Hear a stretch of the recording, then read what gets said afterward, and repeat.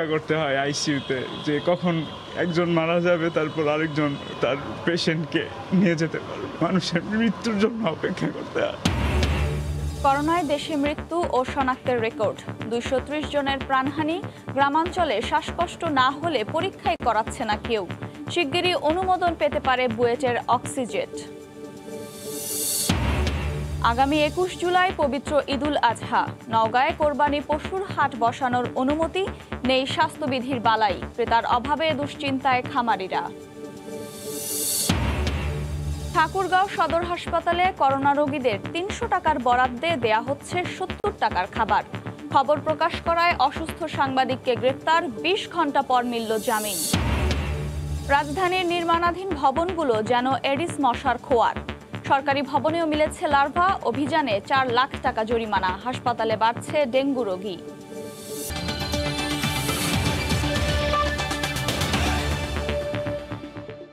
দেখছিলেন শিরোনাম। জনপদের সময়ের সঙ্গে আছি আমি আফরোজা মৌটুসী।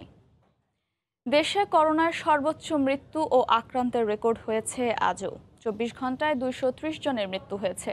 শনাক্ত হয়েছেন ১১,৮৭৪ জন। সর্বোচ্চ ৬৬ জনের মৃত্যু হয়েছে খুলনা বিভাগে, আর ঢাকায় ৬৫ জন। এদিকে শয্যা ও অক্সিজেন সংকটে বেসামাল হাসপাতালগুলো। ব্যুরো ও জেলা প্রতিনিধিদের পাঠানো তথ্য ছবি নিয়ে রিপোর্ট। ওইখানে অপেক্ষা করতে হয় আইসিইউতে যে কখন একজন মারা যাবে তারপর আরেকজন ওইখানে তার পেশেন্টকে নিয়ে যেতে পারবে। করোনার থাবায় প্রায় সব জেলায় আক্রান্ত। মৃত্যু আর আক্রান্তের সংখ্যা গত কয়েক সপ্তাহ ধরেই দ্বিগুণ গতিতে এগুচ্ছে। মৃত্যুর মিছিল প্রতিদিনই রেকর্ড ছাড়াচ্ছে। আইসিইউ আর অক্সিজেন সংকটে দিশেহারা স্বজনদের আহাজারি হাসপাতাল থেকে হাসপাতালে। উচ্চ ঝুঁকিতে থাকা খুলনা বিভাগে একদিনে করোনা আক্রান্ত হয়ে মারা গেছেন রেকর্ড ৬৬ জন। শনাক্তের হার বেড়ে দাঁড়িয়েছে ৩৩.৩৪%। হাসপাতালগুলোতে পর্যাপ্ত চিকিৎসা সংকটের অভিযোগ স্বজনদের। ডাক্তার ডাকলে ডাক্তার পাওয়া যাচ্ছে না। ২৪ ঘন্টা আমাদের রোগীদের আমাদের নিজেরাই ট্রিটমেন্ট করা লাগতেছে। সপ্তাহ জুড়ে করোনা সংক্রমণ ঊর্ধ্বমুখী চট্টগ্রাম ও বরিশাল বিভাগে। গত ২৪ ঘন্টায় করোনা সংক্রমণে চট্টগ্রামে ৩৯ জন আর বরিশালে ৮ জনের মৃত্যু হয়েছে। সংক্রমণের হারও প্রতিদিনই রেকর্ড ছাড়াচ্ছে। দিনের পর দিন বেড়ে চলেছে রাজশাহী বিভাগে মৃতের সংখ্যা। গত ২৪ ঘন্টায় করোনায় ২৬ জনের মৃত্যু হয়েছে। রাজশাহীর ২ জন, নাটোরের ৯ জন, পাবনা ও সিরাজগঞ্জ, বগুড়া ও জয়পুরহাটের ৩ জন, নওগাঁর ২ জন এবং চাঁপাইনবাবগঞ্জের ১ জন মারা গেছেন। কিছুক্ষণ পর পর নতুন নতুন রোগী আসছেন। শেষ সময়ে রোগীগুলো আমাদের কাছে ট্রান্সফার করে যখন ক্রিটিক্যাল হয়ে যায়। তো এইগুলো রোগীর মধ্যে অনেক রোগীগুলাই বাঁচানো যায় না। ময়মনসিংহ বিভাগে গত ২৪ ঘন্টায় করোনা আক্রান্ত হয়ে ৫ জনের মৃত্যু হয়েছে। শনাক্তের হার ৩০.৩১%। প্রতিদিনই হাসপাতালে দেখা দিচ্ছে অক্সিজেন আর আইসিইউ সংকট। পর্যাপ্ত চিকিৎসার অভাবে মারা যাচ্ছেন অনেক মুমূর্ষু রোগী। অক্সিজেন সংকট রয়েছে, আইসিইউ সংকট অনেক বেশি রয়েছে। করোনা ওয়ার্ডে অনেক রোগী আর প্রতিদিন অনেক মানুষ মারা যাচ্ছে। মানুষের মৃত্যুর জন্য অপেক্ষা করতে হয়। এছাড়া ২৪ ঘন্টায় রংপুর বিভাগে ২২ জন, সিলেট বিভাগে ৮ জন, টাঙ্গাইলে ৫ জন করোনা আক্রান্ত হয়ে মারা গেছেন। সাদিয়া আফরিন, সময় সংবাদ। করোনার তৃতীয় ঢেউয়ে সীমান্ত এলাকা ছাপিয়ে রাজধানীতেও হাসপাতালগুলোর এখন বেহাল দশা। গত এক সপ্তাহে সারা দেশে আক্রান্ত ব্যক্তির ৩১% শনাক্ত হয়েছেন ঢাকায়। পাল্লা দিয়ে রোগী বাড়লেও অভিযোগ রয়েছে কোভিড হাসপাতালে পর্যাপ্ত পরীক্ষার সুবিধা না থাকার। ফারুক ভুঁইয়া রবিনের রিপোর্ট। দোহার থেকে আসা ৫৫ বছরের আব্দুল মান্নান কিংবা ঢাকার ৩৭ বছর বয়সী ফারজানা আক্তার, সবার গল্পটা প্রায় একই। ঘুরছেন হাসপাতাল থেকে হাসপাতালে, কিন্তু অনিশ্চয়তায় শয্যা পাওয়া। ল্যাবে গেছিলাম, তারপরে আপনি ধানমন্ডি 27-এ না পেয়ে এখানে আসছি। ওনারা বলছে বেড একদমই ফাঁকা নেই, ওনারা ভর্তি নেবে না। ওনাদেরকে অনেক রিকোয়েস্ট করছি। আমরা ডেল্টা নিয়ে যাই, পরে আবার ইবনে সিনায় গেছি, কিন্তু ওনাদের এখানে সিট নাই, পরে আমরা এখানে নিয়ে আসছি। আইসিইউর কোনো সিট বেড খালি পাচ্ছি না আমি। সীমান্ত এলাকা ছাপিয়ে সর্বোচ্চ সংক্রমণ এখন রাজধানীতে। গত এক সপ্তাহে সারা দেশে আক্রান্ত ব্যক্তির ৩১% শনাক্ত হয়েছেন ঢাকায়, আর মোট প্রাণহানির ১২%ই এখানে। হাসপাতালে পাল্লা দিয়ে বাড়ছে রোগীর চাপ। সংক্রমণের এমন ঊর্ধ্বগতির মধ্যেও সেবার মান নিয়ে অভিযোগের শেষ নেই। সবচেয়ে বড় কোভিড বিশেষায়িত হাসপাতাল ডিএনসিসিতেও নেই প্রয়োজনীয় সব পরীক্ষার সুযোগ। নার্সে ২-৩ বার নক করার পর তারপর আসে। হয়তো আসার পরে তারপর বলে যে আপনাদেরকে এগুলো শিখে নিতে হবে। বলছে এই টেস্টটা এখানে হবে না, এটা বাইরে থেকে করে নিয়ে আসতে হবে। পরীক্ষা নাই থাকার কারণে তখন আমি বাইরের হসপিটালে যোগাযোগ করে তারপরে আমার এখান থেকে স্যাম্পল কালেকশন করে আমি সেই পরীক্ষাটা করি। রোগীকে খাওয়ানোর জন্য কোনো পানির ব্যবস্থা নেই। তবে কর্তৃপক্ষ বলছে মান নিশ্চিতের পাশাপাশি নজর দেওয়া হচ্ছে অবকাঠামোগত সক্ষমতা বাড়ানোর দিকে। I am only 50 bed of central oxygen supply. এটা নিয়ে আমরা চিন্তায় আছি, বাট আমি আবার যাতে 250 আরো করা যায় সেটা নিয়ে অলরেডি আমরা আলোচনা হয়েছে, আমরা চিঠিও দিয়েছি। নতুন করোনা হাসপাতাল, ওইখানে যতটুকু বেড বাড়ানো সম্ভব চেষ্টা চলছে। কর্তৃপক্ষ বলছে রোগীদের বড় একটি অংশই হাসপাতালে আসছেন সংকটাপন্ন অবস্থায়। ফারুক ভূঁইয়া, রবিন, সময় সংবাদ, ঢাকা।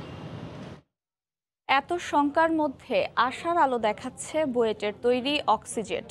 উদ্ভাবকরা বলছেন মিনিটে 60 লিটার পর্যন্ত অক্সিজেন সরবরাহে সক্ষম যন্ত্রটি। উচ্চ আদালতের নজরে আসার পর বিষয়টি নিয়ে কাজ করছে ঔষধ প্রশাসন অধিদপ্তর। বিশেষজ্ঞ কমিটির প্রতিবেদনের আলোকে দ্রুত অনুমোদনের বিষয়ে সিদ্ধান্ত নেওয়া হবে। করোনা সংক্রমণ যত বাড়ছে ততই বাড়ছে অক্সিজেনের চাহিদা। এরই মধ্যে চাপ কম থাকায় খুলনায় এবং হাইফ্লো নেজাল ক্যানোলার সংকটে বগুড়ায় রোগী মৃত্যুর ঘটনা ঘটেছে। এমন প্রেক্ষাপটে আশার আলো দেখাচ্ছে বুয়েটের তৈরি অক্সিজেট। যন্ত্রটি মূলত স্বল্প খরচে রোগীকে উচ্চ গতির অক্সিজেন দিতে সক্ষম। যন্ত্রটি বাতাস ও অক্সিজেনের সংমিশ্রণে মিনিটে 60 লিটার গতিতে অক্সিজেন দিতে পারে। প্রয়োজনে দেয় শতভাগ অক্সিজেন কনসেন্ট্রেশন। যন্ত্রটি নিয়ে এখন নড়ে চড়ে বসেছে ওষুধ প্রশাসন অধিদপ্তর। এরই মধ্যে চিকিৎসকদের সমন্বয়ে গঠিত 5 সদস্যের একটি দল বিভিন্ন দিক খতিয়ে দেখছেন। অক্সিজেটের এই উদ্ভাবক বলেন, ঢাকা মেডিকেলে পরীক্ষামূলকভাবে ব্যবহারে ভালো ফলাফল মিলেছে। ইতিবাচক সাড়া পাওয়ার প্রত্যাশাও তাদের। আইসিইউ যারা পাচ্ছেন না বা হাই ফ্লো নেজাল ক্যানোলা যেখানে অ্যাভেলেবল না, সেরকম সময় একটা ব্যাকআপ হিসেবে টেম্পোরারিলি একটা ব্রিজিং থেরাপি হিসেবে ব্যবহার করা, তাদেরকে ওই সময়টাতে যদি কিছুটা সাপোর্ট দিয়ে রাখা যায়।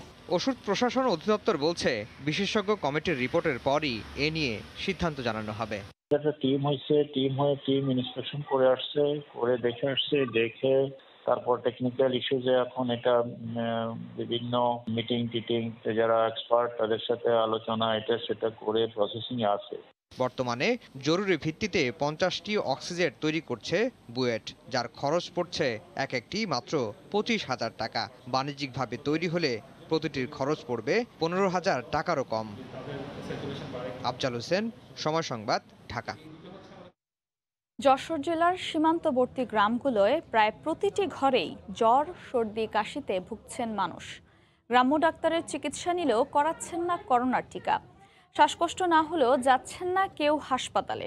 সম্প্রতি করা 77টি কোভিড নমুনার জিনোম সিকোয়েন্সে 40% ভারতীয় ভ্যারিয়েন্ট।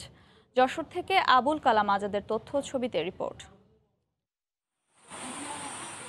যশোরের চৌগাছার সানচাডাঙ্গা গ্রাম। গত কয়েকদিন ধরে একই পরিবারের 3 জন জ্বর, সর্দি, কাশি, গায়ে ব্যথা নিয়ে ভুগছেন।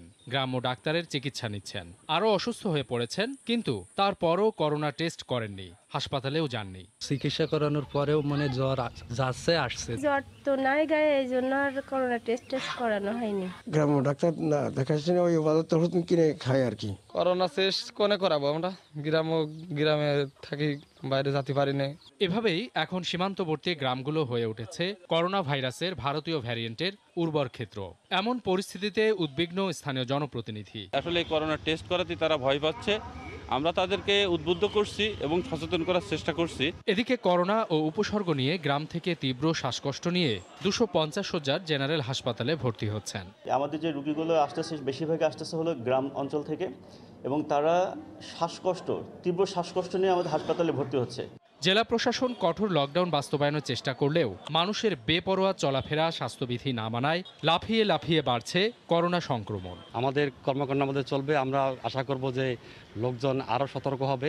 গত এক সপ্তাহে যশোর জেলায় 1960 জনের করোনা শনাক্ত হয়েছে, আর করোনা ও উপসর্গ নিয়ে মারা গেছেন 64 জন। সময় সংবাদ, যশোর। ঠাকুরগাঁও সদর হাসপাতালে করোনা রোগীদের 300 টাকার বরাদ্দে দেয়া হচ্ছে 70 টাকার খাবার। এমন খবর প্রকাশ করায় ডিজিটাল সিকিউরিটি আইনে 3 সাংবাদিকের বিরুদ্ধে মামলা করা হয়। অসুস্থ অবস্থায় গ্রেফতার করা হয় স্থানীয় সাংবাদিক তানভীর হাসান তানুকে। দুপুরে তাকে আদালতে তোলা হলে জামিন দেন বিচারক। জিয়াউর রহমান বকুলের তথ্য ও ছবি নিয়ে রিপোর্ট। ঠাকুরগাঁও সদর হাসপাতালে একজন করোনা রোগীর জন্য ৩০০ টাকা বরাদ্দ থাকলেও দেয়া হয় ৭০ থেকে ৮০ টাকার খাবার। এ নিয়ে প্রতিবেদন প্রকাশ করেন গণমাধ্যম কর্মীরা। তবে অনিয়মের বিরুদ্ধে তদন্ত না করেই উল্টো তড়িঘড়ি করে সাংবাদিকদের বিরুদ্ধে মামলা করে হাসপাতাল কর্তৃপক্ষ। শনিবার রাত ৮টার দিকে সদর থানা চত্বর থেকে স্থানীয় সাংবাদিক তানভীর হাসান তানুকে গ্রেপ্তার করে পুলিশ। পরে রাত ১টার দিকে শ্বাসকষ্ট শুরু হলে পুলিশি পাহারায় তাকে সদর হাসপাতালে ভর্তি করা হয়। স্বজনদের দাবি, সপ্তাহখানেক আগে করোনা মুক্ত হলেও বেশ অসুস্থ তিনি। অপরাধের কারণে ধরছে, আমার ছেলে তো অপরাধ করেনি। প্রশাসনের উচিত ছিল এটা তদন্ত করা। এদিকে অভিযোগের সত্যতা স্বীকার করে তত্ত্বাবধায়ক বলছেন, হাসপাতাল ব্যবস্থাপনা কমিটির সভাপতির অনুমতি নিয়েই মামলাটি করা হয়েছে। বেসামাল অবস্থাতে সেখানে কিছুদিন আমাদের মনিটরিং এর সমস্যা ছিল।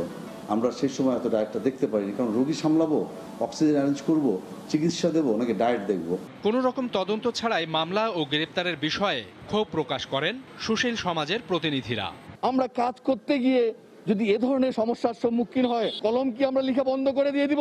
একটা মানুষের বিরুদ্ধে অভিযোগ করলে তার তো একটা বক্তব্য শুনতে হবে, তা আমরা এটা তীব্র নিন্দা করি। রোববার দুপুরে তানুকে ঠাকুরগাঁও চিফ জুডিশিয়াল ম্যাজিস্ট্রেট আদালতে হাজির করা হলে জামিন মঞ্জুর করেন বিচারক।